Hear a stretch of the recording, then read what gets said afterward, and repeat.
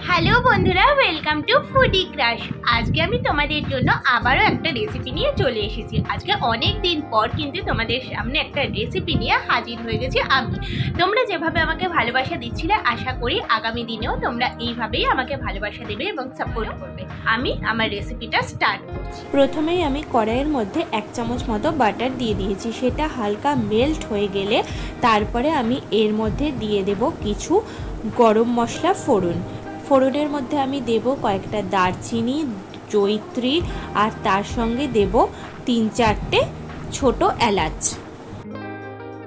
ফোড়নের থেকে হালকা গন্ধ ছাড়লে এই তেলের মধ্যেই আমি দিয়ে দেব কাঁচা লঙ্কা। তোমরা কিন্তু অবশ্যই ঝালটা তোমাদের টেস্ট অনুযায়ী দেবে। আর এর মধ্যে আমি দিয়ে দেব কয়েকটা কাজু বাদাম। সেগুলো হালকা ফ্রাই হওয়ার জন্য আমি ওয়েট করব, আর এগুলোকে খুব ভালো করে তেলের সঙ্গে নাড়াচাড়া করে নেব। সামান্য ফ্রাই হয়ে গেলেই এর মধ্যে দিয়ে দিতে হবে টুকরো করে কেটে রাখা টমেটো। এবার এগুলোকে খুব ভালোভাবে নাড়াচাড়া করে তেলের মধ্যে একটু ফ্রাই করে নিতে হবে। টমেটোটা হালকা নরম হয়ে গেলে এর মধ্যে আমি দিয়ে দেব আগে থেকে আমার কেটে ধুয়ে বেছে রাখা পালং শাকগুলো। এবারে এগুলোকে খুব ভালোভাবে নাড়াচাড়া করে মিক্স করে নিতে হবে, যাতে শাকগুলো থেকে জল ছেড়ে দেয় আর আস্তে আস্তে করে এগুলো নরম হতে থাকে। এবারে আমি এর মধ্যে দিয়ে দেব কিছু ধনেপাতা। যদি তোমাদের ধনেপাতা স্মেল ভালো না লাগে তাহলে তোমরা এটা অ্যাভয়েড করতে পারো, তবে আমি বলবো ধনেপাতাটা দিলে কিন্তু খুব সুন্দর একটা টেস্টও আসবে আর তার সঙ্গে স্মেলটাও ভালো হবে। এবারে কিন্তু আমি এর মধ্যে দিয়ে দেব নুনটা তোমরা অবশ্যই তোমাদের স্বাদ মতো দেবে। আর এই সমস্ত কিছু উপকরণ থেকে দেখো আস্তে আস্তে কিন্তু জল বেরোনো শুরু হয়ে গেছে।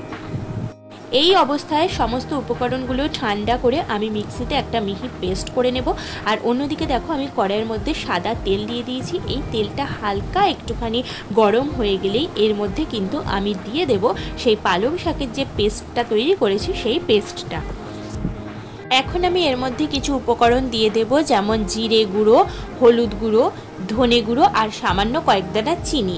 এগুলো দিয়ে আমি খুব ভালোভাবে কিন্তু সমস্ত উপকরণগুলো মিক্স করে নেব।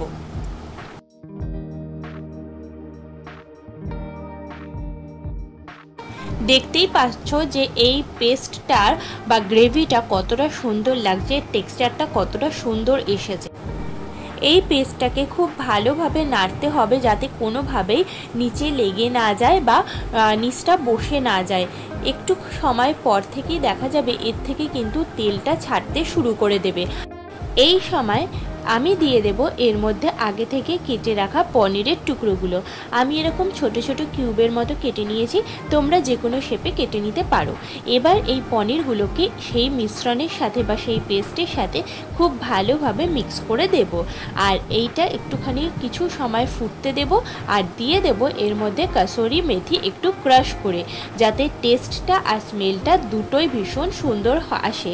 আমি তোমাদের অবশ্যই বলবো যে কাসুরি মেথিটা কিন্তু দেবে, তাহলে কিন্তু খুব সুন্দর লাগবে খেতে। চলো এগুলোকে খুব ভালোভাবে এখন নাড়াচাড়া করে নিতে হবে। এখন এটাকে কিছুক্ষণ ঢাকা দিয়ে লো ফ্লেমে রান্না করে নিতে হবে, যাতে পালং শাকের কাঁচা গন্ধটা চলে যায়। তোমরা যদি মনে করো পালং শাকটা কিন্তু আগে একবার বয়েল করেও নিতে পারো, কিন্তু আমি যেহেতু এখানে ফ্রাই করে নিয়েছি সেই জন্য আগে থেকে আর বয়েল করিনি। কিছুক্ষণ পর ফিরে আসছি। দেখতেই পাচ্ছ কালারটা কতটা সুন্দর এসছে আর রান্নাটাও কিন্তু আমার মোটামুটি কমপ্লিট হয়ে গেছে। এইবার কিন্তু আমি রান্নাটা নামিয়ে নেব। তোমাদের রান্নাটা কেমন লাগলো প্লিজ একটুখানি কমেন্ট করে জানিও। আমি যতটা পেরেছি সহজ পদ্ধতিতে তোমাদের কিন্তু দেখানোর চেষ্টা করেছি। অল্প কিছু উপকরণের সাহায্যেই কিন্তু আমার রান্নাটা কমপ্লিট হয়ে গেছে।